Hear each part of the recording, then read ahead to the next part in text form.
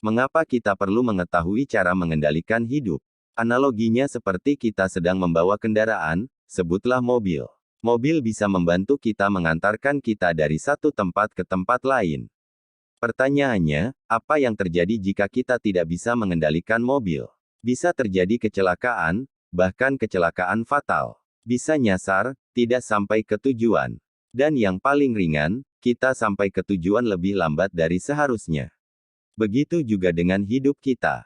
Jika kita tidak bisa mengendalikan hidup kita, maka kita bisa celaka, bisa tidak sukses, atau memperlambat proses kita menuju sukses. Video ini akan membantu kita belajar bagaimana cara mengendalikan hidup agar sukses.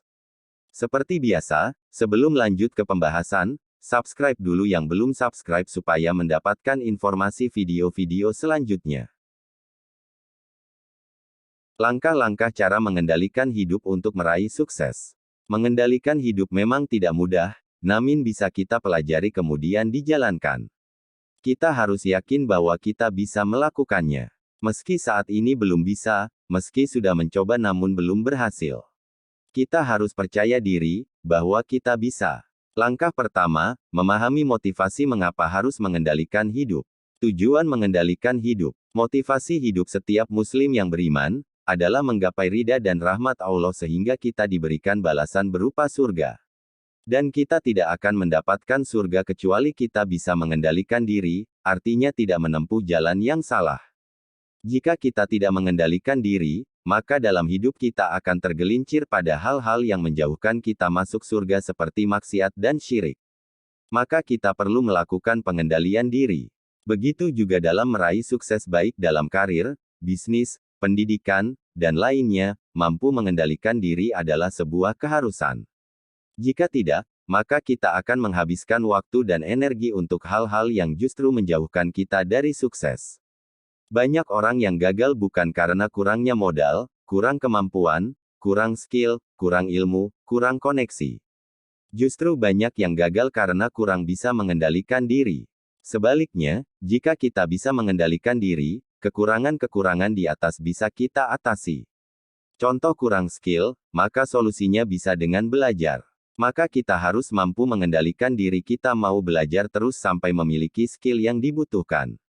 Kenyataannya, banyak yang tidak bisa mengendalikan diri, sehingga bukannya belajar, tetapi waktunya habis untuk hal-hal yang sebenarnya tidak penting. Ini baru satu contoh dari sekian banyak kasus kita bisa gagal karena tidak bisa mengendalikan hidup. Jadi, jika kita mau sukses, maka kita perlu mampu mengendalikan hidup kita agar kita melakukan hal-hal yang menjadikan kita sukses. Langkah kedua, menyadari dan mengenali ada godaan yang membuat kita tidak bisa mengendalikan hidup. Godaan dalam mengendalikan hidup. Untuk meraih surganya Allah, kita akan dihadapkan godaan-godaan dan ujian demi ujian. Godaan itu datang dari hawa nafsu dan syaitan. Hawa nafsu adalah dorongan jiwa yang menyenangkan. Dan syaitan memanfaatkan hawa nafsu untuk mengajak manusia agar tergelincir. Syaitan yang dimaksud adalah definisi syaitan yang benar, yaitu musuh manusia yang selalu mengajak kepada kemaksiatan. Baik dari golongan jin maupun manusia. Bukan seperti definisi orang-orang yang mengatakan syaitan atau setan itu adalah hantu. Kita harus sadar bahwa godaan itu ada. Kita juga harus bisa mengenali apa saja godaan-godaan atau perangkap-perangkap syaitan agar hidup kita tergelincir tidak terkendali. Silahkan, untuk lebih lengkapnya bisa belajar kepada para ulama atau membaca buku-buku yang membahas masalah ini. Begitu juga dalam meraih sukses, baik sukses bisnis, karir, pendidikan, dan lainnya. Akan ada godaan yang akan membuat kita kehilangan kendali dalam hidup. Kita harus menyadarinya, kemudian mengenalinya. Agar kita bisa menghindarinya. Agar kita bisa mengenali godaan, kita harus memahami ciri-ciri godaan tersebut. Yaitu, sesuatu yang menghabiskan waktu, energi, dan sumber daya lainnya yang menjauhkan Anda dari tujuan Anda, sukses Anda. Apakah main media sosial sebuah godaan? Ya, jika hanya main-main yang tidak bermanfaat. Berbeda jika kita menggunakan media sosial dengan sengaja untuk meraih tujuan tertentu, misalnya dalam rangka pemasaran online. Kuncinya adalah apakah aktivitas itu bermanfaat untuk tujuan kita atau tidak. Hanya saja, kita perlu hati-hati. Kadang, seolah bermanfaat padahal tidak sama sekali. Ini perlu lebih teliti dan jujur dalam menilai sebuah aktivitas. Sebagai contoh, istirahat itu bermanfaat dan harus, hanya saja kadang ada orang yang berlebihan dalam beristirahat. Contoh lain yang sering terlihat bermanfaat adalah dengan menjadi kutu loncat, yaitu kebiasaan untuk berganti-ganti, baik berganti bisnis, produk, dan caranya. Sepertinya bermanfaat, padahal sebenarnya hanya membuang-buang waktu yang berharga. Langkah ketiga, pengkondisian. Atur kondisi agar bisa mengendalikan hidup. Hasil pengendalian diri salat melakukan salat adalah khusyuk. Hasil pengendalian diri secara umum adalah takwa. Hasil ini bisa kita raih setelah kita memahami motivasi dari khusyuk dan takwa, kemudian kita juga memahami godaan dari khusyuk dan takwa. Kemudian kita mengondisikan diri dan lingkungan agar bisa khusyuk dan takwa. Untuk salat khusyuk, kita perlu mengkondisikan tempat salat, seperti dijelaskan dalam hadis berikut. Anas radhiyallahu anhu dia berkata, dahulu, Aisyah memiliki kain gorden, yang dia gunakan untuk menutupi sisi rumahnya. Maka Nabi Shallallahu Alaihi Wasallam berkata kepadanya, jauhkanlah kain itu dariku, sesungguhnya senantiasa gambar-gambarnya telah mengganggu salatku. Hari Bukhari 374 dan 5959. Begitu juga keimanan dan ketakwaan kita bisa dipengaruhi oleh lingkungan di sekitar, termasuk orang-orang di sekitar kita. Dari sahabat Abu Sa'id Al-Khudri dari Rasulullah SAW, beliau bersabda, janganlah kalian berteman kecuali dengan orang yang beriman dan janganlah ada yang memakan makananmu kecuali orang yang bertakwa. Hari Abu Daud dan Tirmidzi. Dalam hadits yang lain disebutkan oleh Abu Hurairah, ia berkata, sesungguhnya Nabi SAW bersabda, seseorang bisa terpengaruh oleh agama sahabat karibnya. Oleh sebab itu, perhatikanlah salah seorang di antara kamu dengan siapa ia bergaul. Hari Abu Daud dan Tirmidzi. Penerapakan dalam meraih sukses baik karir maupun bisnis adalah kita perlu mengusahakan dalam mengkondisikan lingkungan kita yang meminimalisir godaan. Termasuk dari teman-teman yang tidak sejalan dengan sukses kita. Juga hal-hal lain yang bisa mengganggu kita. Banyak orang yang melakukan berbagai teknik. Misalnya tidak menyentuh HP selama berjam-jam agar bisa fokus bekerja.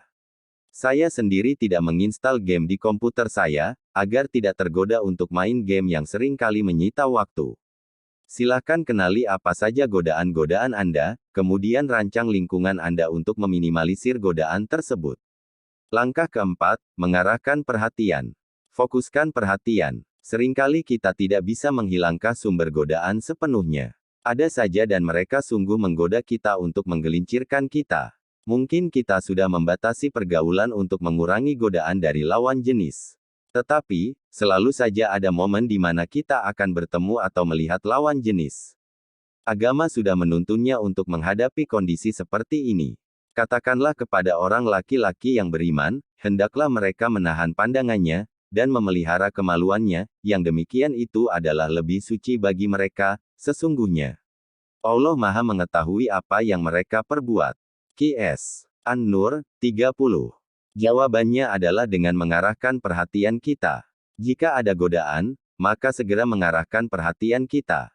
Jika berkaitan lawan jenis, kita menahan pandangan, kemudian alihkan ke pandangan yang tidak berdosa. Dalam hal meraih sukses, maka kita arahkan perhatian mata, telinga, dan pikiran ke hal-hal yang bermanfaat untuk sukses kita. Jika ada godaan, maka tahan perhatian tersebut, kemudian arahkan ke hal-hal yang lebih berguna. Pandangan sama halnya dengan perhatian adalah awal untuk ketertarikan. Jika kita terus memandang atau memperhatikan sesuatu, maka akan sangat besar kemungkinan kita untuk tertarik. Baik kepada lawan jenis maupun kepada hal-hal yang menjauhkan kita dari sukses. Apalagi godaan tersebut begitu indah, cantik, menyenangkan, membuat nyaman, dan sebagainya. Memang seperti itulah sifat hawa nafsu. Segera alihkan perhatian kita. Kesimpulan dari awal sampai akhir cara mengendalikan hidup untuk meraih sukses. Pertama kita harus memahami motivasi kenapa kita harus mengendalikan diri. Yang pada intinya, tidak ada sukses tanpa mampu mengendalikan hidup kita.